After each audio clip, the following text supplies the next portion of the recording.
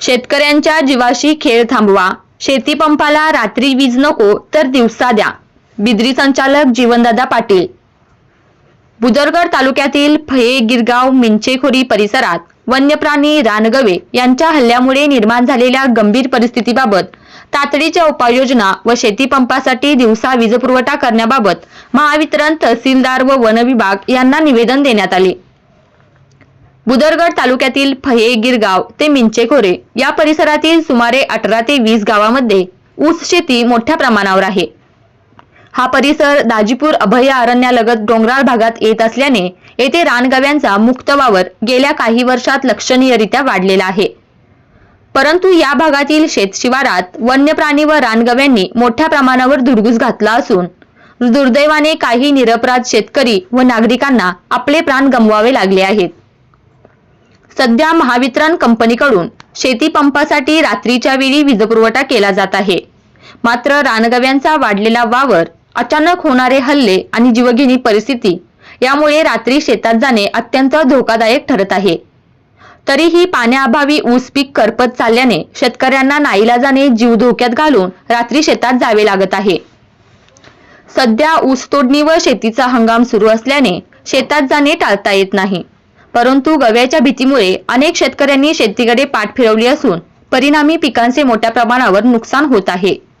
ही परिस्थिती केवळ आर्थिक नुकसानीपुरती मर्यादित नसून मानवी जीविताच्या सुरक्षेचा गंभीर प्रश्न बनलेली आहे.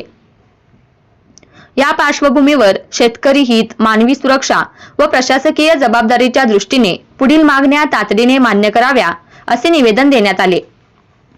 महावितरण कंपनीने शेती पंपासाठी होणारा रात्रीचा वीजपुरवठा तात्काळ बंद करून सकाळी 8 ते सायंकाळी 5 या कालावधीत दिवसा वीज पुरवठा करावा, जेणेकरून शेतकऱ्यांचे जीवन सुरक्षित राहील.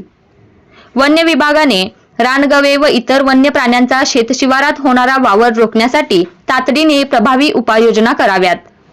गस्त वाढवणे, संरक्षण कुंपण, सोलर फेन्सिंग, आवश्यक त्या ठिकाणी पथदिवे, जनजागृती करावी. वारंवार होणाऱ्या हल्ल्यांमुळे भयग्रस्त झालेल्या शेतकऱ्यांना मानसिक व सामाजिक आधार देण्यासाठी प्रशासनाने समन्वयाची भूमिका घ्यावी. वरील बाबींकडे संवेदनशीलतेने, मानवी दृष्टिकोनातून व तातडीने दखल न घेतल्यास या परिसरातील शेतकऱ्यांच्या वतीने महावितरण कंपनी व वन विभागाच्या विरोधात लोकशाही मार्गाने जन आंदोलन उभारण्याचा इशारा बिद्री संचालक जीवन पाटील यांनी दिला.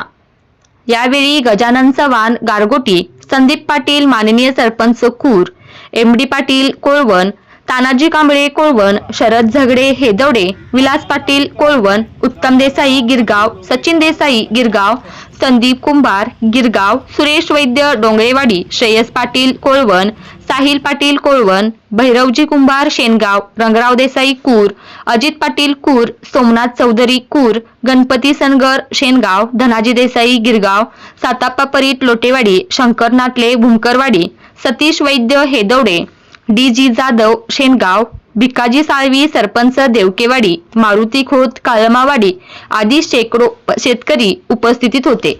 ताज्या बातम्या पाहण्यासाठी सह्याद्री लाईव्ह चॅनेलला सबस्क्राईब करा आणि बेल आयकॉन प्रेस करायला विसरू नका. धन्यवाद.